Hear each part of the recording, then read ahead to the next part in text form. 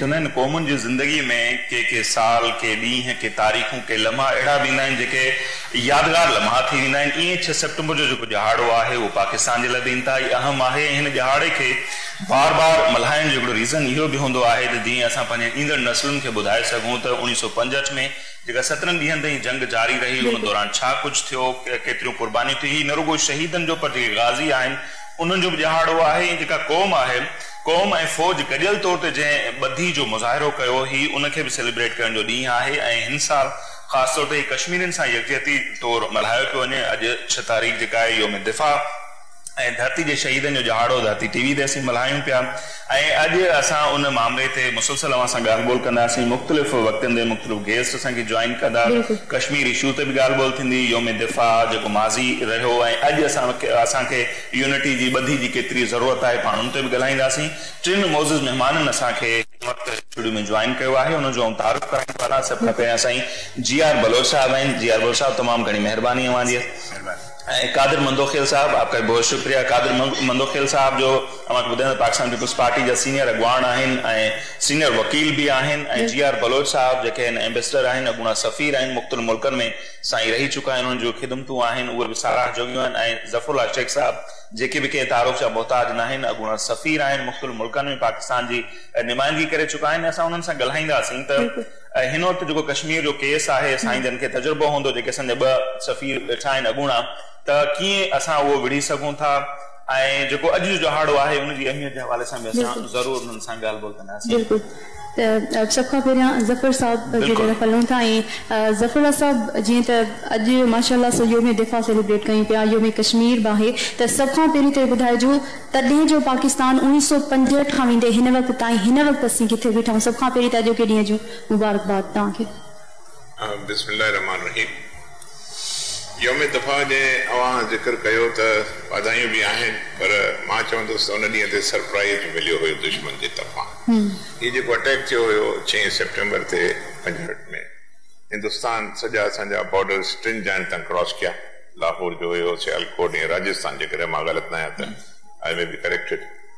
पर चवण जो मक़सदु इहो आहे त जहिड़ी तरह हुननि अटैक कयो सॼो इन्फेंट्री डिवीजन सां ऐं हर शइ सां, ऐं मतिलबु पंहिंजे फाइटर्स सां, पर अल्लाह साईं जो करण ईअं थियो ऐं असांजे शहीदनि अहिड़ियूं क़ुर्बानियूं ॾिनियूं, असांजी फ़ौज अहिड़ो कारनामो करे ॾेखारियो त यानी बिल्कुलु बग़ैर ॿुधाइण जे अनडिक्लेयर्ड हिकिड़ी वॉर असांजे मथां इम्पोज़ कई वई। ऐं उहो जेको हुनखे जवाबु मिलियो, मां सम्झां थो हुनजी तारीख़ आहे बाक़ाइदा, सभु हुनखे यादि हूंदो ऐं इहो सबक़ु सॼी उमिरि हुनखे यादि हूंदो त पाकिस्तान सां जेकॾहिं असां जंग कई त हुनजो हशर छा थींदो। हुन सां गॾो गॾु वरी जेके रिसेंटली 2 जहाज़ मोकिलियाऊं उहो बि मां ज़िक्र कयां। त चवण जो मक़सदु आहे त हू हमेशह पोयां वाह कंदा रहिया आहिनि, हिडन वॉर कंदा रहिया आहिनि। साम्हूं अचण जी हुननि खे हिमत न आहे एॾी, हिडन वॉर कंदा रहंदा। ठीकु आहे, एक तरह में उहो बि हिडन वॉर कयो हुननि, उहा हिकिड़ी कंस्पिरेसी वॾी, हुन में कोन था वञूं असां। अधु सोचो असांजो अनफॉर्चुनेटली हलियो वियो, पर हिकिड़ा किताब में ऐं पोइ तारीख़ यादि कई, मुजीबुर रहमान खे ॿुधायो वियो त साईं हीअ ॻाल्हि ईअं थी आहे, त हुन चयो त मां ठीकु आहे इहा ॻाल्हि आहे, पर मां पाकिस्तान खे टोन न पिए चाहियो। हुनजा लफ़्ज़ हुया इहे। पोइ हाणे उहो हिस्ट्री ॿुधाईंदी त केतिरा सही आहे। चवण जो मक़सदु इहो आहे उहो बि मनसूबे जे तहत हुननि कयो। मुंहिंजो सभ खां पहिरियों मैसेज अॼु पाकिस्तान खे ऐं उन्हनि शहीदनि खे वॾो सलाम आहे, उन्हनि जे फैमिलियुनि खे वॾो सलाम आहे। एॾियूं क़ुर्बानियूं ॾियूं ऐं असां सभु उनखे इन करे यादि कंदा आहियूं त असांजा ॿार, असांजा नौजवान, असांजा स्टूडेंट्स, असांजा जेके बि सॼी ब्यूरोक्रेसी आहे या पॉलिटिशियंस आहिनि, इहे हिन ॾींहं खे यादि कनि ऐं सबक़ु वठनि त दुश्मन कहिड़े वक़्तु बि हमलो करे सघे थो। ऐं अॼु उहो जेको आहे असांखे नज़र थो अचे त इहे ककर जेके आहिनि, अल्लाह रहम करे अहिड़ी तरह न थिए, पर इंशा अल्लाह ताला असांजे चयो आहे ऐं असांजे लीडर्स चयो आहे ऐं असांजी फ़ौज जेकी आहे हमेशह हिन चैलेंज जे लाइ तयारु आहे। ख़ुदा करे इहा शइ न थिए, इहा घड़ी न अचे। त मुंहिंजो चवणु आहे त अॼु को ॾींहुं जेको आहे सबक़ु बि आहे, हुन खां पोइ हिमत बि आहे, हुन खां पोइ ख़ुशी भी आहे ऐं हिकिड़ी जेकी विक्ट्री जी ख़ुशी आहे ऐं शहीदनि खे भी सलाम पेश कम भी है। सही। अच्छा मंदोखेल साहब, आपसे अगर जानना चाहें, जैसे बिल्कुल सब हम जानते हैं जो कुछ हुआ 65 में, लेकिन जो हमारे शहीद हैं उनकी जरूर उनको खिराज अकीदत भी हम पेश करते हैं, लेकिन उस जमाने में जो हमारी कौम थी, एक जज्बा जो था, वो जो हम साथ लड़े, तो जाहिर है कौम की कुर्बानी को भी हम नहीं भुला सकते। हमारी शहीदों के भी है, अफवाज की भी कुर्बानियां हैं। तो आज वो जज्बा आप कितना देख रहे हैं हमारे लोगों में और जो हमारे इदारे उनमें जो कोऑर्डिनेशन है, और उसकी कितनी जरूरत है, अहमियत कितनी है उसकी?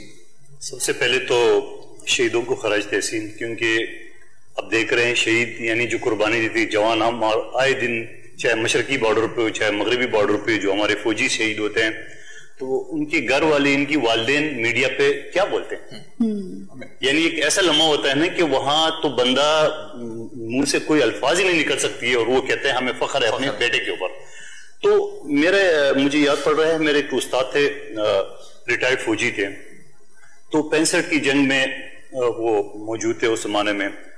तो मैंने सवाल की कि कैसे जीते? इंडिया की आबादी मतलब आजकल के हिसाब से 22 करोड़ और 1.5 अरब में जमीन आसमान का फर्क है, फिर उनकी फौजी तादाद और हमारे जमीन आसमान का फर्क है। तो वो बता रहे थे कि जब हम ये इंडियन फौजी, हिंदू फौजी, मैं तो हिंदू फौजी कहूंगा, हिंदू फौजी जब हम पकड़ते थे तो फिर हम उसे पूछते थे कि भाई आपके तो 5 टैंक थे, हमारा 1 टैंक था, तो आपने कैसे हथियार डाल दी, कैसे आप भाग गए, कैसे आप सरेंडर करते थे? तो कह रहे नहीं, हमें तो आप 5-5 नजर आते थे, यानी हिंदुओं को ये मुसलमान जो फौज है 5-5 नजर। लेकिन मैं कहता हूं अब वक्त चेंज है। वो जमाना मीडिया इतनी फाल नहीं थी जितना अभी आपका प्रोग्राम में अवेयरनेस है, ये लोगों को एक जोश है। यानी आज के दिन सब लोग कोई ना कोई तकरीब मौजूद है, मैं भी इसके बाद 2 तकरीब में होंगे, तो हर आदमी, हमारे मौजूद जो मेहमान है वो भी यकीनन हर जगह, और आप भी शाम तक ये ट्रांसमिशन चलाएंगे। तो ये क्या है? ये लोगों में एक मजीद जज्बा पैदा करना है। मीडिया फाल हो चुकी है और फिर मैं कहता हूं अब वो जंग नहीं रहेगा जो 65 की जंग थी, ये भूल जाए इंडिया। अब आप देख रहे हैं अभी रिसेंटली जो इनके एक जहाज है हमारे कवा मार के वो चला गया, और उसके बाद जब हमारे जहाज गए तो उनके न सिर्फ जहाज गिराए गए बल्कि उनको, उनकी फौजी को घसीट के लाया, और वो अभिनंदन जो बड़ा मूछे थे कि तो अब भी देख रहे हैं। लेकिन इसके बाद मैं कहता हूं ये तो जहाजों की जंग है। अल्लाह ना करे जंग जो ना किसी को फायदा नहीं होगा। एटम बम हमारे पास भी है, वो 1 मारेंगे हम 10 मारेंगे। लेकिन मैं कहूं इसके साथ साथ हिंदू में इतनी गैरत नहीं है। मैं इंडियन हिंदू की बात करूं, हमारे यहाँ भी हिंदू कम्युनिटी है, हिंदुस्तानी जो हिंदू है उनमें इतनी गैरत नहीं है कि वो अपनी फौज के साथ लड़े।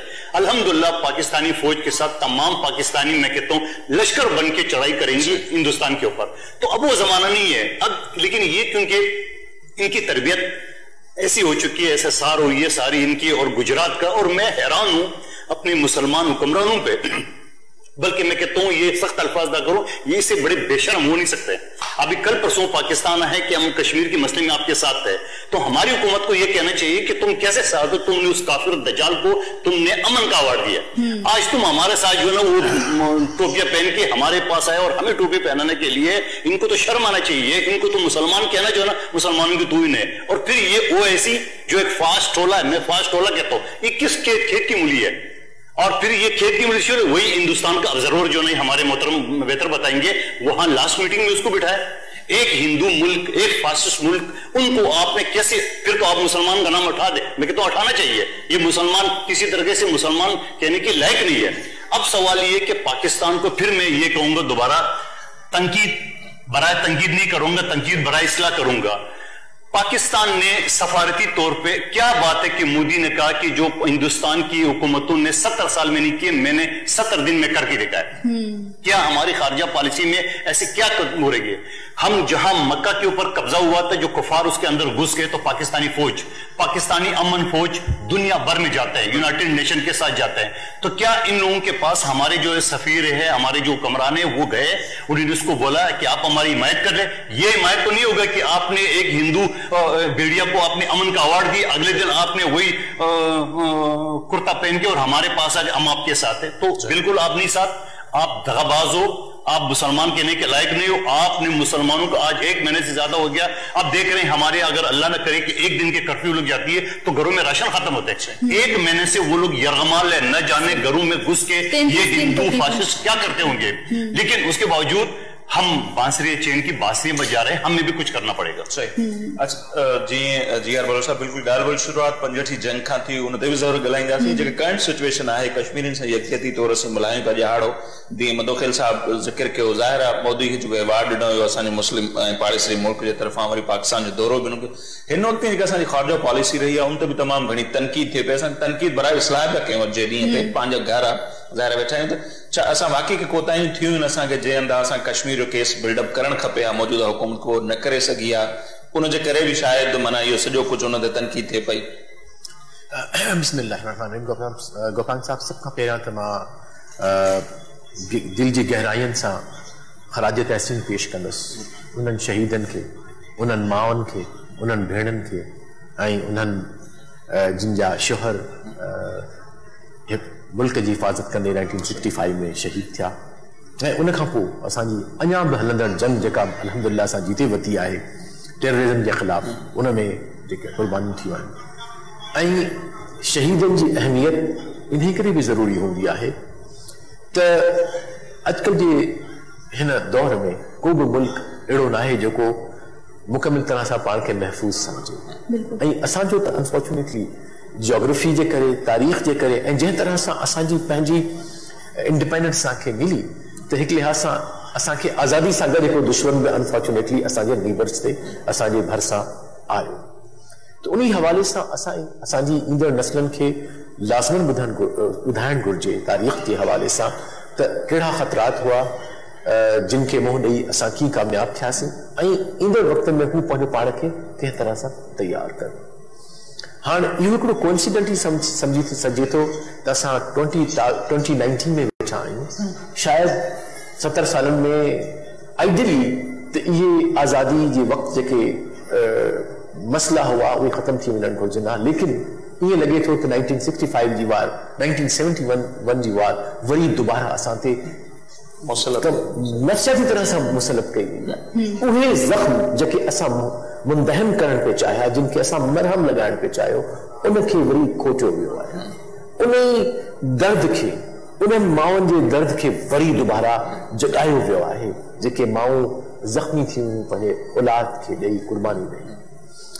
त हिन वक़्तु जेको असां जिन हालात मां गुज़री रहिया आहियूं internally and externally, I think चयो वियो आहे and I entirely agree with that assessment त 1971 खां पोइ या 1965 खां पोइ जेकॾहिं को चैलेंज पाकिस्तान खे आयो आहे फॉरेन पॉलिसी ते ऐं मिलिटरीली, त उहो हींअर ग़ाज़िबाना जेको अमल हो इंडिया जो इंडियन ऑक्युपाइड कश्मीर में, जंहिं तरह सां हुन अमल कयो, पंहिंजी फौज 9 लाख फौज मोकिली, जंहिं तरह सां हुन 1 करोड़ कश्मीरनि खे यरगमाल बनाए रखियो आहे, हिकिड़ो कलेक्टिव पनिशमेंट ॾिनी थी वञे, हिकिड़ो वॾो जेल मिली वियो आहे आईओ खे।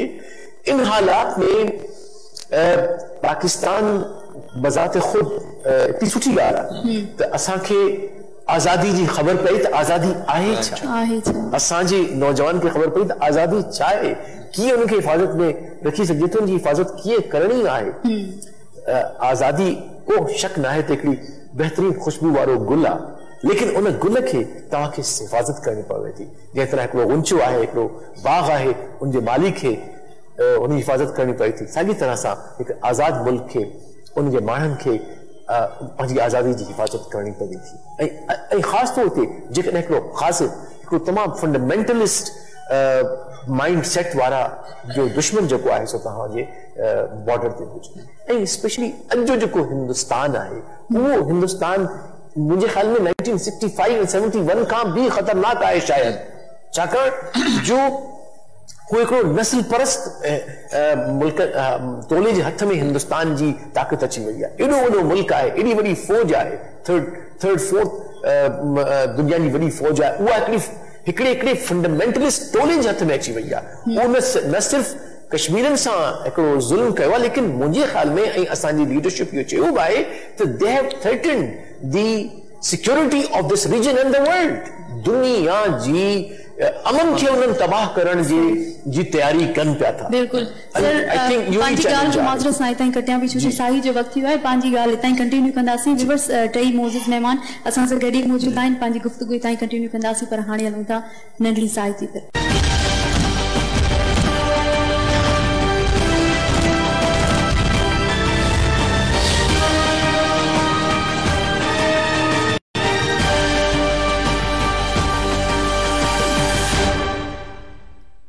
बाहर से मजबूती तो सबको नजर आती है, मगर अंदर से कौन कितना मजबूत है वो वक्त के साथ पता चलता है। बुनियादें मजबूत ना हो तो किरदार मजबूत नहीं होता, हालात का मुकाबला करने की हिम्मत नहीं आती। आपकी तरह आपके घर को मजबूती से खड़े रहने की ताकत देता है अमरीली स्टील का सरिया। आपकी तरह सॉलिड अमरीली स्टील्स।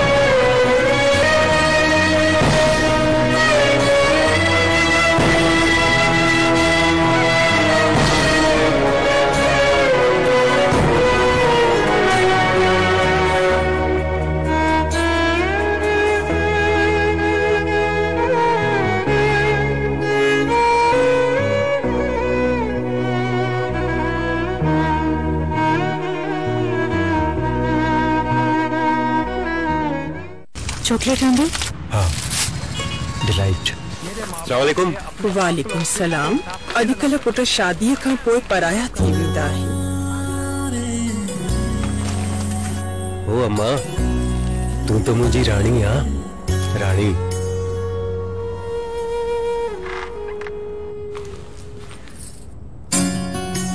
हाणे हिन घर में सिर्फ हिक ही रानी आहे।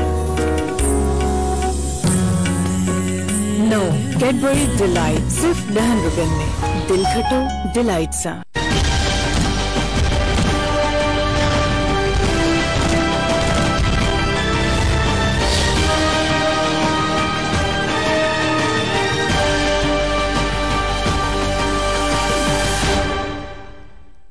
वेलकम बैक व्यूअर्स भलीकार ऐं असांजी योम दिफ़ा योम कश्मीर जे हवाले सां धरती ट्रांसमिशन जारी आहे। मोज़िज़ शख़्सियतूं असां सां गॾु मौजूदु आहिनि ऐं नसीर भाउ तव्हां सवाल कयो बंदूक साहब खां माण्हुनि जे जोश ऐं जज़्बे जो, त उन वक़्तु जेके असांजा फ़ौजी जवान हुया जिन ख़ासि तौर ते मेजर कैप्टन हुया जेके शहीद थिया, त उन्हनि जो ज़िक्र असां हिते ज़रूरु ख़ासि तौर ते कंदा हलंदासीं, जिन में जेके ख़ासि जेके नाला आहिनि उन्हनि में मेजर तुफ़ैल आहिनि, कैप्टन सरवर आहिनि, मेजर राजा अज़ीज़ भट्टी आहिनि ऐं मेजर शबीर सारी आहिनि। उन खां अलावा मेजर मोहम्मद अकरम, सरवर मोहम्मद हाकिम, उन खां अलावा हवलदार लालत जंग, इहे जेके असांजा जवान शहीद थिया जिन खे निशाने हैदर सां नवाज़ियो वियो।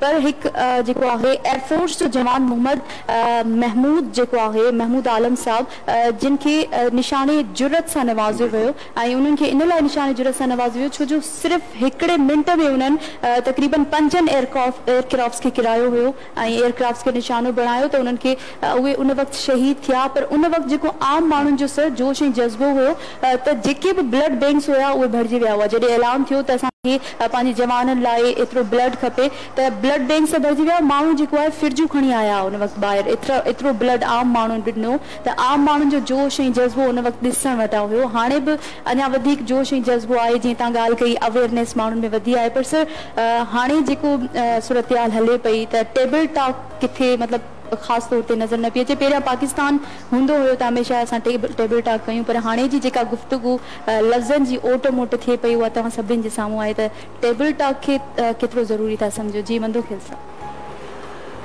टेबल टॉक तो पिछले 71-72 साल से होती आ रही है। अब टेबल टॉक का टाइम गुजर गया। मुझे तो हैरत हो रही है हुकूमत के वजीरों के ऊपर।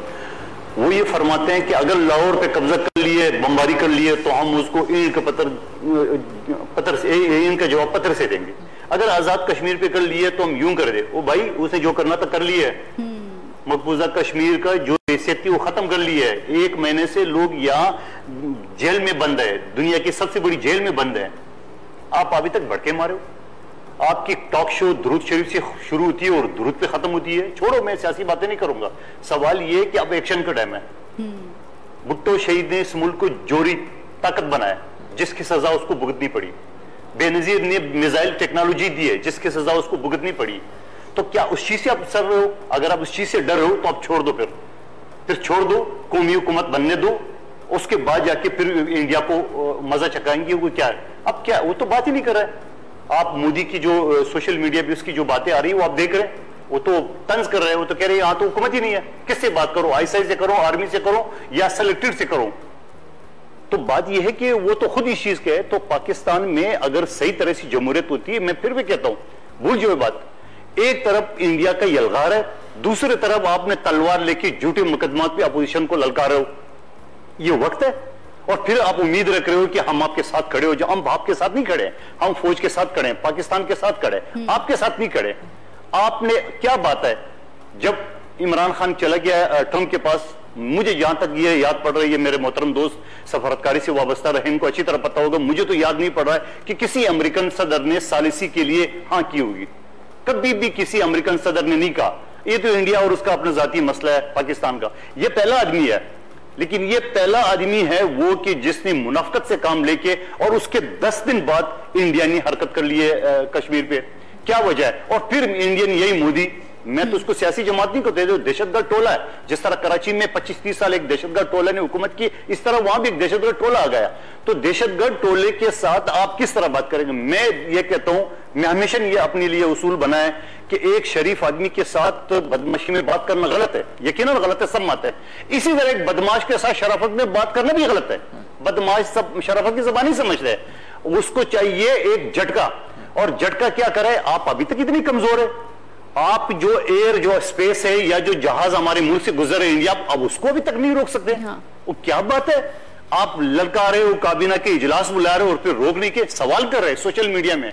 अब वो टीवी के मोहताज लोग नहीं है, अब सोशल मीडिया पे लोग अपने कमेंट्स देते हैं। लोग सवाल करते हैं कि एयर स्पेस अभी तक क्यों खुला है इंडिया के लिए।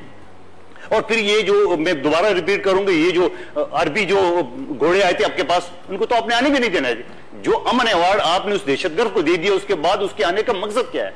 आप खुद हमें बेवकूफ बना रहे हो, पाकिस्तानी कौम को बेवकूफ बना रहे हो। कोई नहीं बना सकता है। सोशल मीडिया का दौर है, हर आदमी पढ़ता है, सीखता है, बोलता है। तो सवाल जो आपने किया ना कि मुज़ाकरात को, मुज़ाकरात तो आपसे कर ही नहीं रहे। उसने इंडियन मिनिस्टर ने जवाब बयान दिया तो उसने बोला मुज़ाकरात करेंगे पाकिस्तान के साथ, आजाद कश्मीर के ऊपर करेंगे। अब आप आजाद कश्मीर की खैर मनाओ, उसके बाद आप पाकिस्तान की खैर मनाओ, क्योंकि आपने कोई दोस्त तो बना ही नहीं है। आपने ईरान के साथ क्या किया वो आपको पता है। अफगानिस्तान के साथ मैं इन हमारे मोहतरम सफारतकार साहिबान से पूछ रहा हूं कि अफगानिस्तान की मैं अक्सर मिसाल देता हूं, एक लकीर है जो कि वो लकीर मानता नहीं, हमारे लिए तो बॉर्डर है। इस तरफ कल्चर एक, उस तरफ एक, इस तरफ मजहब एक, उस तरफ एक, इस तरफ जबान एक, उस तरफ जबान एक। मगर हमने क्या किया? हमने अपने सफारतकारी में अफगानिस्तान में क्या किया? जाए इंडिया में अब क्या मुतालबा कर रहे हैं कि हमें 2 ब्रिगेड फौज अफगानिस्तान में उतारने दो। अमेरिका से वो करे, क्यों? उनको पता है कि मैं पाकिस्तान पर अटैक करूंगा, वहां से मेरी फौज उसी। लेकिन उसको ये भी भूल है, उसको ये भी बोल रहा है कि पाकिस्तान ने 30 लाख से ज्यादा अफगानियों को पनाह दी है, और वो पनाह दी है, वो बेगैरत लोग नहीं है। उसकी हुकूमत भले कठपुतली रही है पाकिस्तान की तरफ, मगर अफगानी अवाम में बिल्कुल सच्चे दिल से कहना चाह रहा हूं कि अफगानी अवाम पाकिस्तान के साथ है। आप देखेंगे अल्लाह करे जंग होगा तो ये खुद अपनी फौजियों को मार के और इंडियन बगड़ों को भी भगाएंगे। तो बात ये जो बात आप करें मुज़ाकरात इनसे, इन दहशतगर्दों से, ये शराफत की जबान समझते हैं। इनको चाहिए गोली की जबान। और अल्हम्दुलिल्लाह मैं कहता हूं पाकिस्तानी फौज अभी नहीं, ये 22 करोड़ पाकिस्तानी फौज है इस वक्त, 22 करोड़ पाकिस्तानी फौज। आप देखेंगे अल्लाह न करे जंग हो, क्योंकि नुकसान दोनों के। आपके पास है एटम बम, हमारे पास भी है। हमने भी ये पटाखे मारने के लिए या शबरात के रात जो है ना वो फोड़ने के लिए हमने एटम बम नहीं बनाया। आप एक मारेंगे, हम 10 मारेंगे। और सवाल ये है उसके पहले जो आपके अंदर घुस के, मकबूजा कश्मीर के अंदर घुस की जो पाकिस्तानी जो कैप्टन ने सिद्दीकी और दूसरे क्या नाम है उनके, इनने जो वो तारीख दोहराई जो 1965 के, तो आप ये समझ लो कि हमारे 2 पायलटों ने आप, और फिर इंडियन जो फौजी अड्डा था या कैंप था उसके बराबर में उनने गोलियां बरसाई, ये बताने के लिए कि इस अड्डे के ऊपर में मैं गोलियां बम बरसा सकता था, पाकिस्तानी अफवाज ने, पाकिस्तानी पायलट ने। तो इंडिया को ये समझना चाहिए। और फिर दूसरी बात, हमारा दोस्त चाइना है जो हमारा साथ देगा, हमारे दोस्त अफगानी अवाम है जो हमारे साथ देंगे, हमारे दोस्त ईरानी अवाम है जो हमारे साथ देंगे, हमारे साथ रशिया है और सऊदी अरब और कुछ अरबी ममालिक भी हमारे साथ है। तो मैं ये समझ रहा हूं कि इंडिया की ये भूल है। और इंडिया के साथ है कौन? इंडिया के साथ जो बांग्लादेश के साथ किए वो भी उसके दुश्मन, जो श्रीलंका के साथ ही जो उसको दोस्त बना रहे वो भी उसके दुश्मन। मैं समझ रहा हूं कि पाकिस्तान की जो सफारतकारी सिस्टम है वो मेरे हिसाब से जो खारजा पॉलिसी है वो नाकाम है। वो यहीं पे जाके पटाखे फोड़ रहे हैं, यही डायलॉग बाजी कर रहे हैं। वो दुनिया भर में, मुझे बता दे, मेरे 2 मोहतरम साथी जो बैठे हुए हैं इनको अच्छी तरह, मुझे ज्यादा नॉलेज है, मैं तो अखबार पढ़ने वाला या टीवी में खबर देखने वाला है, ये बताएंगे मुझे कि आजकल पाकिस्तान ने सफारतकारी के हवाले से इंडिया ने जो अलगार की है, जो इतनी बड़ी जेल में वहां पे 80 लाख कश्मीरियों को यरगमाल बना है, पाकिस्तानी क्या सफारतकारी की है वो बता दे मुझे। सर यही सवाल जो है ना सर ने किया है, आप दोनों अगर जवाब दे देते तो बराबर सही है। ॾिसो हर आर्ग्यूमेंट में हिकिड़ी वेट थींदी आहे, पॉलिटिक्स जे लिहाज़ खां पंहिंजी शइ आहे। जहां तक सफ़ारतकारी जो सुवाल आहे, उन जा डिफरेंट डायमेंशन्स आहिनि। Direct diplomacy, shuttle diplomacy, backdoor diplomacy, negotiations. असां जेको आहे, we foreign office people fight on the table, the army fight with the guns and the people fight with the voice. सफारतकारी जो है is absolutely a different thing. Naturally, there's a point and there's a weight in the argument Mandokhil Sahab has given. मगर मुझे चवण इहो आहे त सफारतखानी में सब्र तहमुल, फार रीचिंग इफेक्ट्स थींदा आहिनि, मैरिज ऑफ कन्वीनियंस आहे। हाणे असांजा अरब वर्ल्ड आहे, असांजा काफ़ी दोस्त आहिनि चवंदासीं असां त हीअं न कयूं। असां ॾिसो हर मुल्क जा पंहिंजे ॿियनि सां हिकु क़िस्म जा तालुकात आहिनि। मक़सदु इहो आहे त असल शादी त हिकिड़ी, कन्वीनियंस वारी शादियूं कबियूं ॾाढियूं। असांजी फॉरेन ऑफिस शादी कंदी आहे कन्वीनियंस वारी। सो तव्हांखे you have to understand the problems of the other side also, त जीअं तव्हां सां वेही करे ॻाल्हाइनि। हाणे ॾिसो every country is not a super power, अलहमदुलिल्लाह वी हैव आवर ओन, ठीकु आहे, एटॉम बम आहे, सभु आहिनि, सभु शयूं आहिनि, पर इहो डेटरेंट आहे। वी विल इंशाअल्लाह अहिड़ी सिचुएशन न ईंदी त असां हिनखे यूज़ कयूं। छो जो 1945, 46 में या 44 में जेको तजुर्बो जापान ते कयो अमेरिका जे तरफ़ां, मां पाण ॾिठो आहे। मां जापान में रहियो आहियां 7 साल। सची ॻाल्हि पुछो, अल्लाह रहम करे अहिड़ी का सिचुएशन आहे। जंहिंजो चवण जो मक़सदु आहे सफ़ारतखानी जेको आहे उहो सब्र ऐं तहमुल जो कमु आहे। असांजो कमु इहो आहे त हुनखे वेही करे पंहिंजो जेको आहे हर शइ कयूं। अॼु दुनिया जेकी आहे हिकिड़ो ग्लोबल विलेज थी वई आहे। मुंहिंजो चवण आहे, इलाही असांजे दोस्तनि अख़बारुनि में इहे चयो आहे त असांजो फॉरेन मिनिस्टर छो न वियो, असांजो प्राइम मिनिस्टर छो न वियो। अहिड़ी ॻाल्हि न आहे। एक्चुअली छा आहे त सफ़ारतखानी में इलाही क़िस्म थींदा आहिनि। माण्हू स्पेशल एनवॉय बि वेंदा आहिनि, डेलीगेशन्स बि वेंदा आहिनि, ऐं सफ़ीर जेके असांजा आहिनि उहे बि कमु कंदा आहिनि।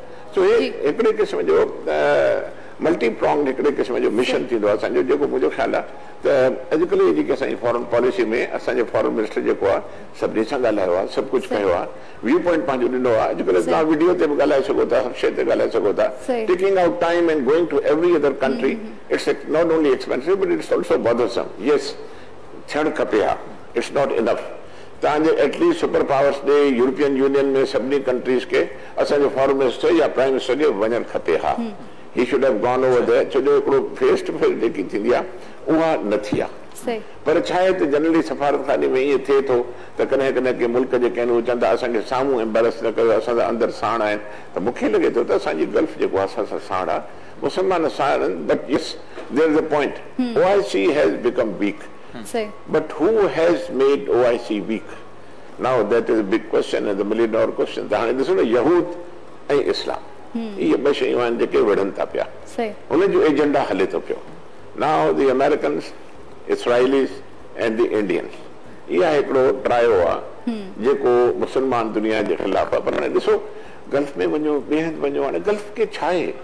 मूंखे त ॿुधायो अॼु हिंदुस्तान सां हुनजा तालुकात आहिनि, हुनजा पंहिंजा इकोनॉमिक तालुकात आहिनि।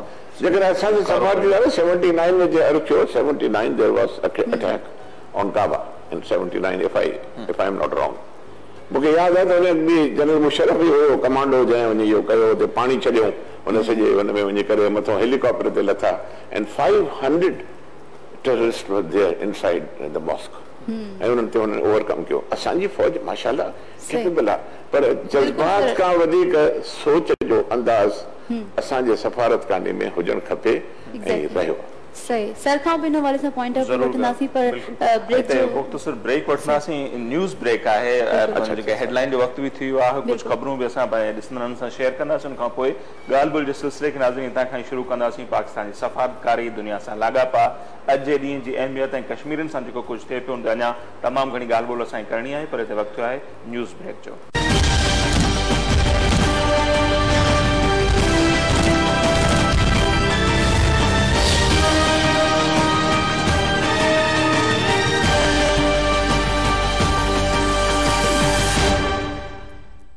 ASF सिटी कराची 80 गज, 125 गज, 250 गज और 500 गज के रिहायशी प्लॉट और मुनाफा बख्श कमर्शियल प्लॉट प्राप्त कीजिए। Star marketing private limited.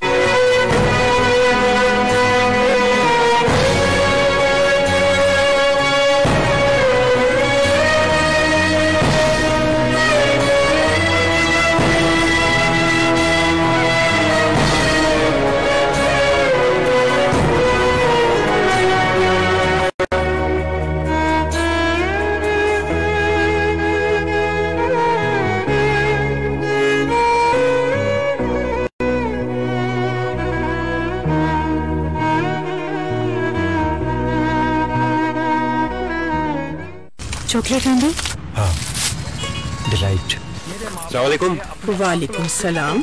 अॼुकल्ह पुट शादीअ खां पोइ पराया थी वेंदा आहिनि। ओ अम्मा, तू तो मुझी रानी आ, रानी।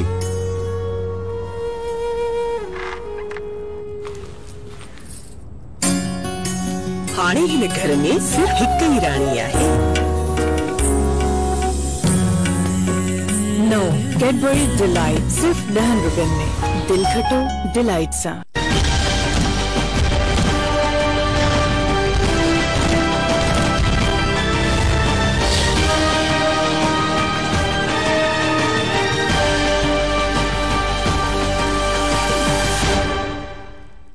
Welcome back viewers. साईअ खां पोइ हिकु दफ़ो ॿियर भलीकार ऐं असांजी एॾी बहितरीनु गुफ़्तगू मौज़िज़ महिमाननि सां ॻाल्हि आहे। मुख़्तलिफ़ रुखनि जे हवाले सां असांजी ॻाल्हि ॿोल हले पई, पर उन खां पहिरियां जीअं स्लोगन आहे त अचो त शहीदनि जे घर हलूं, ऐं असांजे मुख़्तलिफ़ नुमाइंदनि मुख़्तलिफ़ शहरनि में विया आहिनि ऐं उते वञी करे शहीदनि जे घर वेही करे उन्हनि जे घर वारनि सां उन्हनि ॻाल्हि ॿोल कई आहे। दौलतपुर जे अगरि पाण तरफ़ हलूं, सॉरी दोदापुर जी तरफ़, त दोदापुर में बि हिकु शहीद आहे, उन जे घर वारनि सां असांजे रिपोर्टर ॻाल्हि ॿोल कई आहे। पाण उन्हनि जी तरफ़ हलूं था।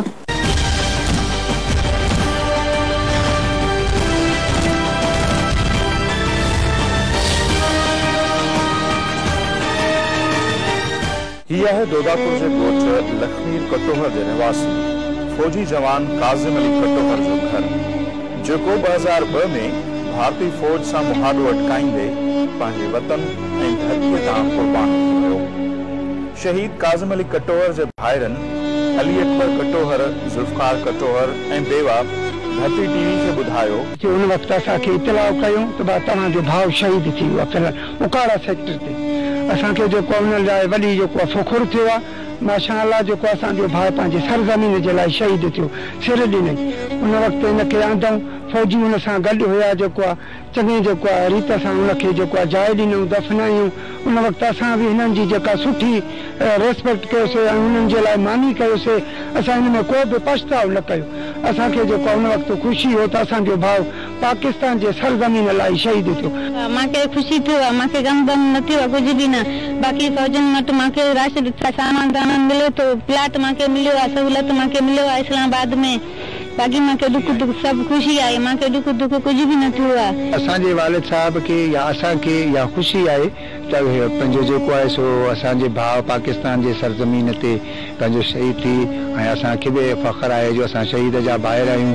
ऐं आर्मी जे हवाले सां बि असांखे काफ़ी जेके सहूलियतूं मिलंदा आहिनि, ऐं जॾहिं 6 सेप्टेम्बर ते उहे असांखे कॉल करे घुराईंदा आहिनि, कॾहिं फैसलाबाद, कॾहिं पंहिंजो पनो आकेज, त पोइ उते बि असांजे लाइ काफ़ी उन्हनि खे ख़ातिर ख़्वाह असांजो ख़्यालु रखंदा आहिनि ऐं उन सां गॾो गॾु असांखे ख़राज तहसीन पेश कंदा आहिनि। पर असां हिन वक़्तु बि चऊं था त पाकिस्तान में जेके बि शहीद थिया आहिनि 6 सेप्टेम्बर या इन खां अॻु में या हाणे जेको हिंदुस्तान जे हवाले सां थियनि पिया, असां उन सभिनी नौजवाननि खे शहीदनि खे आपकी तरह solid Amreli steels in time check लाइ असां सां ताउन कयो हो। आपकी तरह सॉलिड अमरीली स्टील्स ये तरफ का सुरख सलाम पेश कयूं था। काज़िम अली कटोहर साल 2002 में सियालकोट जे इबालपुर सेक्टर में भारतीय फौज सां फायरिंग में शहीद थियो। खेनि फ़ख़्रु आहे त संदन जवान पंहिंजे वतन ऐं धरतीअ जी हिफ़ाज़त कंदे दुश्मन सां अख में मिलाए विढो ऐं वतन तां क़ुर्बान थी वियो। हुननि चयो त संदन लाइ उन खां वधीक फ़ख़्र जी ॿी कहिड़ी ॻाल्हि थी सघे थी।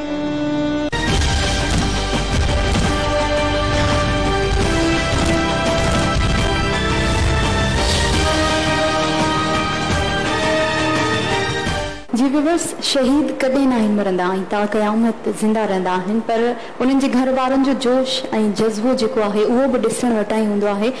कुझु लाइनूं आहिनि उन्हनि लाइ, उन्हनि शहीदनि लाइ। मैं चुप था कि बर्बाद ना हो जाए गुलशन का सुकून, मैं चुप था कि बर्बाद ना हो जाए गुलशन का सुकून, नादा ये समझ बैठे कि मुझ में कुव्वत ललकार गई है।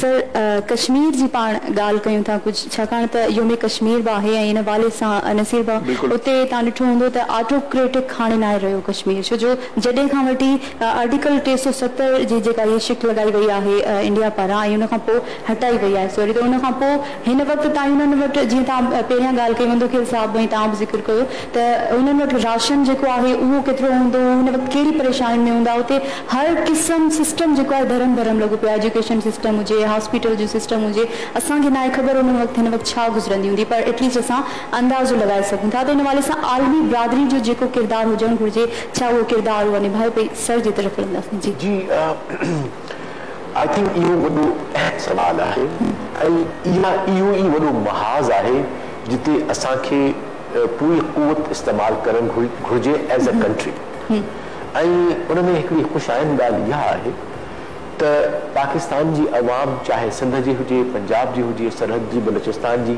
हू सभु हम आवाज़ आहिनि कश्मीरनि सां गॾु बीठा आहिनि ऐं उन खां वधीक अहम त पाकिस्तान जो अवाम पाकिस्तान अफ़वाज सां गॾु शाना बशाना बीठा आहिनि इन हाणे आवाज़ खे असांखे अॻिते हली दुनिया खे ॿुधाइणो आहे ऐं उन्हनि खे इहो वाज़े करिणो आहे त हींअर जेको आयरन कर्टन ॾेई छॾियो आहे इंडिया इन जुनूनी हुकूमत कश्मीर ते त उते कम्युनिकेशन लिंक्स कोन्हनि के उते इंटरनेट कोन्हे को उते पब्लिक ट्रांसपोर्ट कोन्हे का त इहो जेको कलेक्टिव जेल बनाए छॾियो आहे उनखे इनफैक्ट मां हिकु दफ़ा सजेस्ट करे चुको आहियां उनखे मां रिपीट कंदुसि त this is a war crime what is called collective punishment is a war crime we should start thinking about it ICJ जी ॻाल्हि था कयूं पर उन खां वधीक असां we should go to the international criminal court त हिन वक़्तु जेको आहे सो इंडिया जेको आहे सो मुर्तकिब थी रहियो आहे collective punishment to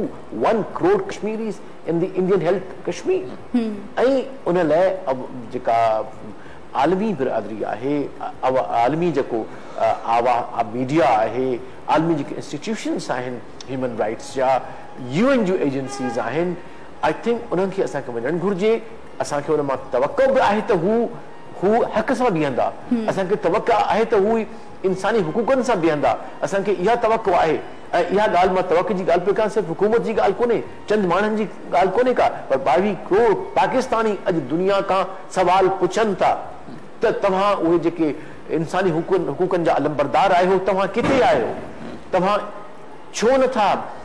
छो नथा अॼु आवाज़ उथारियो तव्हां छो नथा अॼु इहा ॻाल्हि इंडिया खे ॿुधायो त इहे सख़्तियूं ख़तमु करे छो नथा ॿुधायो त हिकिड़े ग़रीब हिकिड़ी बीमार जेका लीडर्स जेके पिया आहिनि अस्पतालनि में उन्हनि खे उनजे फैमिली सां मिलणु नथो ॾिनो वञे हाणे असांखे वाक़ई का शक न आहे त केतिरा मासूम जा ॿार हूंदा जिन खे खीर न मिलंदो हूंदो केतिरा बीमार बचड़ा हूंदा पोड़ियूं हूंदा पोड़ा हूंदा माण्हू हूंदा जिन खे कोन थो मिले पियो लेकिन हिकिड़ो ॾाढो इंट्रस्टिंग फैक्ट आहे विच आई लाइक टू शेयर मां तव्हां सां शेयर करणु चाहींदुसि ऑडियंस सां इंडियन पार्लियामेंट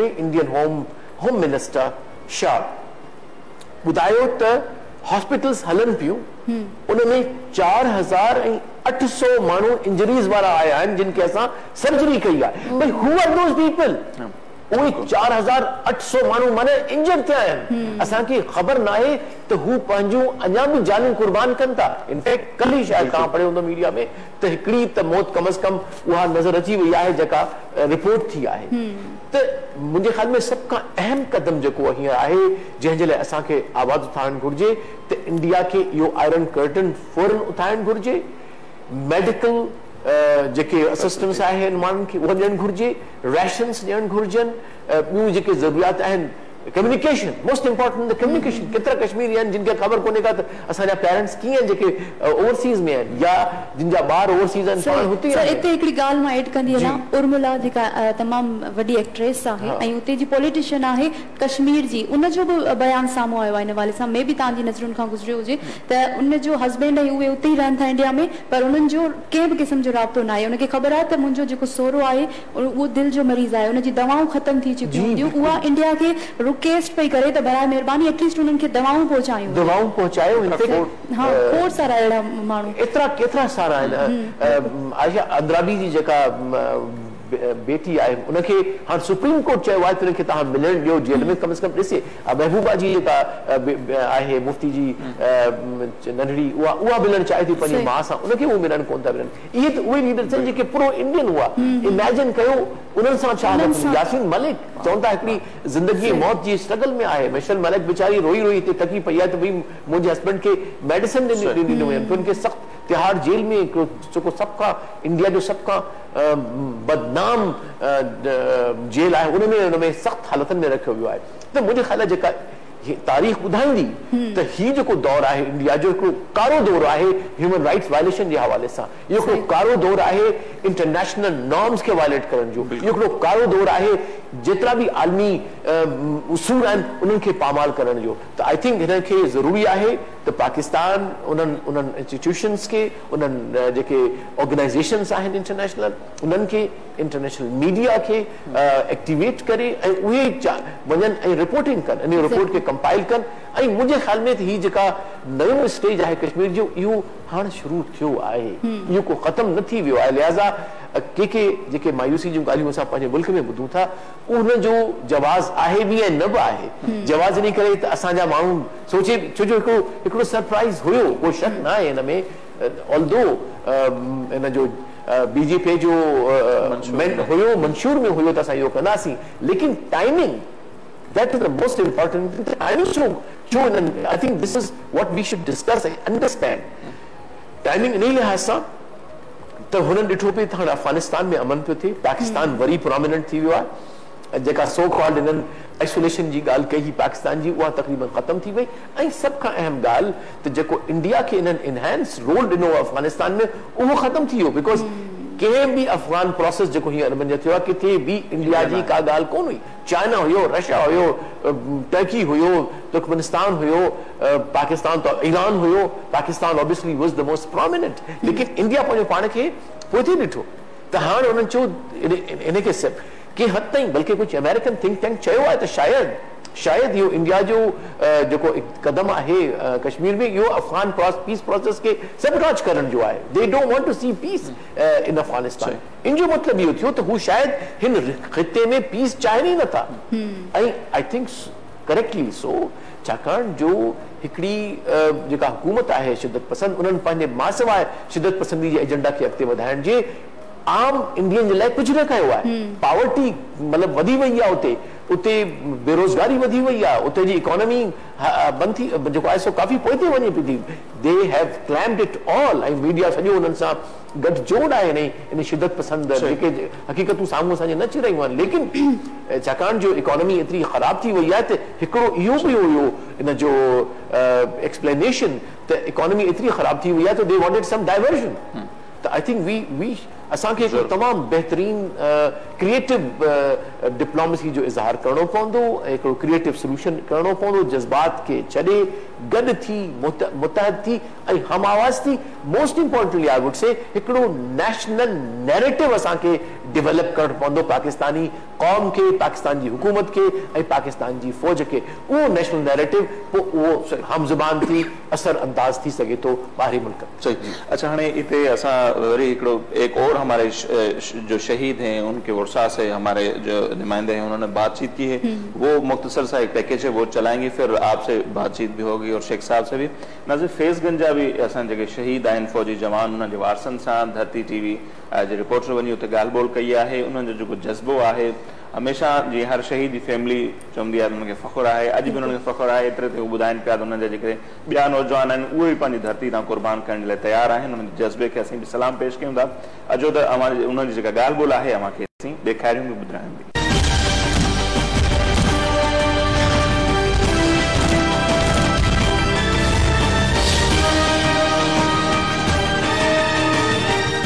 जेको शहीद फौजी एहलकार उन्हनि जे लाइ जेको प्रोग्राम मुनक़िद करायो वियो आहे जेको फैज़गंज शहर में। ऐं हिते तव्हांखे ॿुधाईंदा हलूं त हितां जा जेके रहवासी आहिनि, फैज़गंज शहर जा रहवासी आहिनि, उन्हनि जा जेके नौजवान आहिनि या जेके उन्हनि जा शहीद थी विया आहिनि, उन्हनि जा वारसनि खे हिते जेको आहे प्रोग्राम में घुरायो वियो आहे। ऐं उन्हनि वारसनि जो बि इहो चवणु आहे ऐं जेके शहीद थी विया हितां जा एहलकार ऐं नौजवान जेके हितां जा फौज में जेको भर्ती थियण जे लाइ उन्हनि जो जेको आहे जज़्बो ऐं जुनून आहे उनखे बि साराहियो वेंदो। त हितां फैज़गंज जे रहवासियुनि खां जेके हितां जा शहरी आहिनि उन्हनि खां बि इहो मालूम कंदासीं ऐं प्लस में जेके असांजा रिपोर्टर्स आहिनि उन्हनि खां बि इहो मालूम कंदासीं त जवाननि जेको आहे पाकिस्तान जे वतन जी मोहबत जे लाइ पंहिंजी जान जो नज़रानो ॾिनो आहे त हिन वक़्तु उहो छा महसूस करे रहिया आहिनि। भाउ नंढो मूंखां इहो 2010 में शहीद थियो आहे, तक़रीबन 19 तारीख़ ते 19 अप्रैल 2010 में वाला वज़ीरिस्तान में।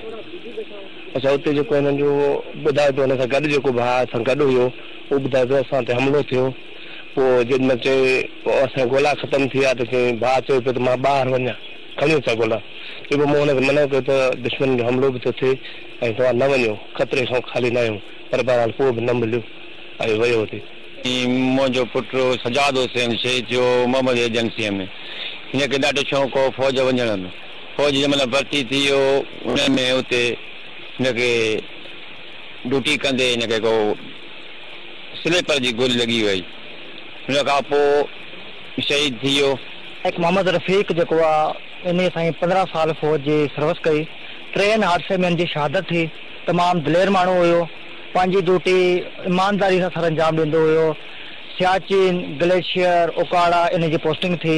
मां पाण फौजी आहियां, मूंखे इन ॻाल्हि जो ॾुख आहे त मूंखे शहादत न मिली। फौजी एहलकारनि पंहिंजी जान कुर्बान कई आहे पंहिंजे पाकिस्तान तां वतन तां, उनखे असां जेको आहे भेटा पेश था कयूं ऐं हिननि चयो असां फ़ख्र महसूस था कयूं त असांजे जेको आहे फौजी जवाननि पंहिंजी जान कुर्बान कई आहे वतन जे तान। कैमरामैन मोहम्मद अली जावरीअ सां गॾु शबीर फलियो, धरती टीवी न्यूज़, फैज़गंज।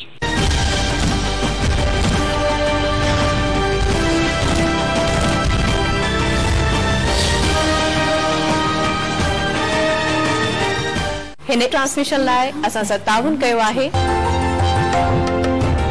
आपकी तरह सॉलिड अमरीली स्टील्स। हराम का है नाम डायमंड सुप्रीम फोम। नो कैडबरी डिलाइट सिर्फ 10 रुपए में। दिल खटो डिलाइट सा। टाइगर एनर्जी बिस्किट्स, एनर्जी भरियो डोज हर रोज। पाल मेजबान, सच्चे मेजबान जी सच्ची सुनियार।